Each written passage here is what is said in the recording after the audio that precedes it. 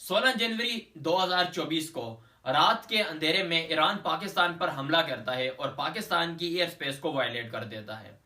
नतीजतन 2 बच्चे जान से हाथ छुड़ा देते हैं और 3 लोग जो हैं वो जख्मी हो जाते हैं। यह हमला हुआ पाकिस्तान के इलाके बलोचिस्तान में। बलोचिस्तान में अगर मैं बात करूं, खासतौर पर पंजगोड़ का एक एरिया है, एक पहाड़ी है जिसको हम कहते हैं कोई सब्ज ग्रीन माउंटेन, वहां पर यह हमला हुआ और रात के अंधेरे में हमला हुआ। ईरान का ये क्लेम था कि यहाँ पर पाकिस्तान की जो बाउंड्री है वहां पर एक टेररिस्ट ऑर्गेनाइजेशन जैशुल अदल नामी एक टेररिस्ट ऑर्गेनाइजेशन जो है वो वहां पर मौजूद है और उसने गुज़िश्ता रोज जो है हमारे 11 पुलिस ऑफिसर्स को मारा गया है, जो कि सिजिस्तान के अंदर 11 पुलिस बॉडीज जो हैं वो वहां पर उनको डिसीज मिली हैं। लेकिन यहाँ पर एक इंटरेस्टिंग बात है, इससे 2 रोज कबल पाकिस्तान के प्राइम मिनिस्टर अनवर उल हक काकड़ और ईरानियन फॉरेन मिनिस्टर जो हैं वो आपस में मिलते हैं, बात होती है, लेकिन कोई इस तरह की चीज डिस्कस नहीं की गई। और इससे 1 रोज कबल ही पाकिस्तान और ईरान दोनों मिलकर एक ज्वाइंट मिलिट्री एक्सरसाइज भी कंडक्ट करते हैं, तब भी इस तरह की कोई बात डिस्कस नहीं की जा रही। तो मतलब डिप्लोमेटिक रिलेशन पाकिस्तान के और ईरान के बहाल थे। अब यहाँ पर यह बात समझनी चाहिए हमें कि ईरान में जो गवर्नमेंट और थियोक्रेसी हैं वो दोनों एक पेज के ऊपर नहीं हैं, अलग अलग हैं। मतलब इक़्तिदार कहीं और जो गवर्नमेंट है वो कहीं और।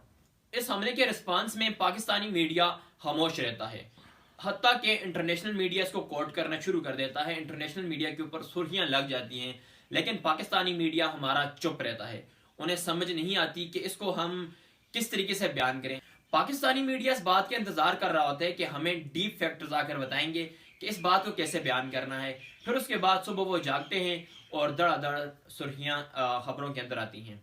इसके जवाब में पाकिस्तानी जो फोर्सेस हैं या पाकिस्तानी डिफेंस फोर्सेस जो हैं वो इसको पहले कंडेम करती हैं और फिर एक रिएक्शन शो करती हैं। डिप्लोमेटिक रिलेशन जो हैं उनको खत्म कर दिया जाता है।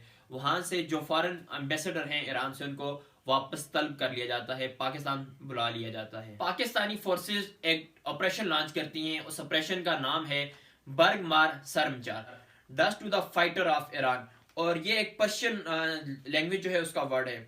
इसके नतीजे में वहां पर 9 कैजुअलिटीज होती हैं, 9 अमवात वाक़े होती हैं और ईरान ये क्लेम करता है कि इनमें से कोई भी ईरानी सिटीजन नहीं था।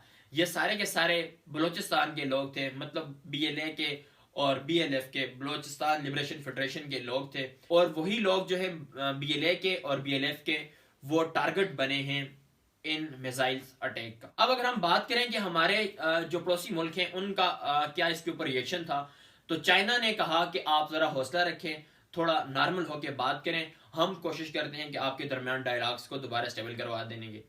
इंडिया ने भी ये क्लेम किया कि ये इन दोनों कंट्रीज का आपस का मामला है, हम इसमें इतना ज्यादा इंटरफेयर नहीं करते। अगर इस टाइम पर पाकिस्तान ईरान के साथ जंग कर लेता है और ताल्लुकात काफी कशीदा हो जाते हैं, तो ये बात हमें जाननी चाहिए कि हमारे तीनों के तीनों बॉर्डर जो हैं वो हॉट बॉर्डर बन जाएंगे। अफगानिस्तान और पाकिस्तान का जो बॉर्डर है काफी अरसे तक अभी तक वो एक हॉट बॉर्डर बना हुआ है, वहां पर लड़ाइयां हमले होते रहते हैं। इसी तरीके से LOC की अगर हम बात करें तो इंडिया और पाकिस्तान के दरमियान जो है काफी कशीदगी है कश्मीर को लेके।